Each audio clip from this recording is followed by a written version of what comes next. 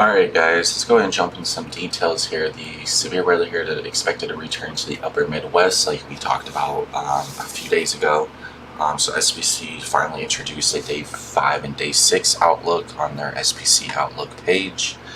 So here's Thursday's severe weather threat, where we'll jump into details and model analysis here in a second. Thursday, it seems like when you usually have a circle outlook like this, I don't have to look at the models. There's probably a low pressure system here, a lift and warm front, and maybe a dry line with the cold front overtakes later on. So this will probably be setting the stage for some supercell thunderstorms and clusters. Probably Thursday, late afternoon to evening. That's what it looks like here on that outlook. And then we go over into Friday's severe weather outlook here, and it looks like maybe the cold front overtakes with the warm front extending way further north.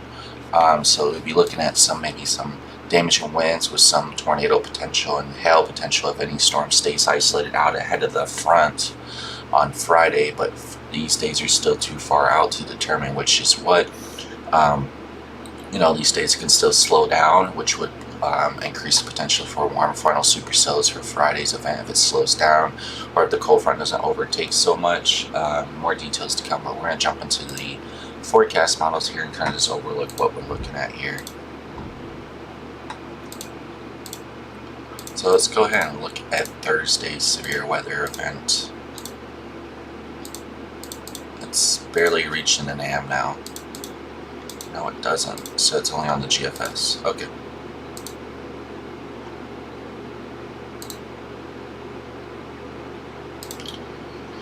Looks like a late afternoon, late evening event. Just kind of comparing this between the GFS and the European model. European model having less moisture, but more not so much mixing and more of a dry air push, kind of igniting thunderstorms near the dry line in the limited moisture there. But the GFS model has a different approach. So we'll see which one kind of overcomes. But the GFS is showing a lot more moisture. For Thursday, really nice 700 millibar winds. 500 millibar winds are elevated for the most part, but there's a really strong 850 to 925 millibar winds there out ahead of the warm sector, just on the east side of that low for Thursday's event. So high resolution models probably pick this up a lot better, but the photographs there on the positioning of the low, the dry line, and the warm front lifting north into Iowa, it looks very nicely in largely curved photographs for supercell thunderstorms of all severe hazards possible on Thursday. That's just what I'm getting at here. Let's go look on supercell composite here. That is a very nice high number of supercell composite there across southwest Iowa. And then for in return, you got a critical angle of perfectly 100. Really nice curvature photograph there. STP of a 4 or 5 LCL. Should be lower than this once we get closer, because it still determines on how much moisture return or how dry it's going to be. Cape values over 1500, SEN only -50, breakable cap. So it's a very nice loaded gun sounding there across portions of southwest Iowa here on Thursday. So it does look very interesting indeed. And then that also goes into 030 across portions of western Iowa, and the photographs get more and largely large, but SEN looks like it could increase. Cap and inversion could increase going into the overnight hours. It could limit severe potential. But then we jump into Friday's event. So Friday's event's probably determined on how the cold front progresses. Not looking at too much tornado potential in the GFS model here for Friday across Illinois into Indiana. It could be along the warm front, maybe southern Wisconsin, southern Michigan, depending on what the higher resolution models pick up for what's happening on Friday across Illinois into Missouri, Indiana, Michigan. There is still decently 850 millibar flow coming over the area, but I think there's going to be late ignition for storms coming in on Friday into Friday overnight. Probably looking at early evening to late evening hours.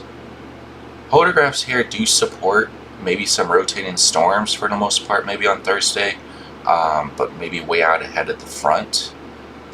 It's still a really tricky forecast for Friday. Thursday looks very legit. based on cap and inversion. Obviously, cap brace should get some really beautiful supercell thunderstorms across western and southwest Iowa on Thursday. But Friday really determines on the position in the front, cap and inversion, and also other ingredients as well. Let's do a box down here across northern Illinois and northwest Indiana here for Friday. So this photograph here tells me that there's not a strong 700 to 500 millibar jet, and that's just based on the GFS here. Strong SEM, which was strong cap and inversion, high LCLs, Cape values above 1500. Photographs are somewhat curved, but more potentially for large hail producing storms, and probably some damaging winds and a low end tornado threat for Friday. That's what the GFS model is currently telling me across portions of northern Illinois, northwest Indiana, to eastern Missouri. But more details will probably come as we get closer to the event, and then we'll look into more into depth details for Friday and Thursday. But Thursday is definitely a day to watch for across portions of western and southwest Iowa for sure, because Thursday has that low potential with the dry line existing out, warm front lifting across portions of western Iowa. You get that triple point ignition, very nice dry air punch coming in from behind the low. That's when the night storms along the dry line on the southeast quadrant of that low. So Thursday is definitely a day to watch. Friday's it's up in the air for severe weather across portions of Illinois, but Iowa, western Iowa, and eastern Nebraska for Thursday, definitely a day to watch for significant severe weather. Stay tuned for later updates, and I appreciate you guys watching.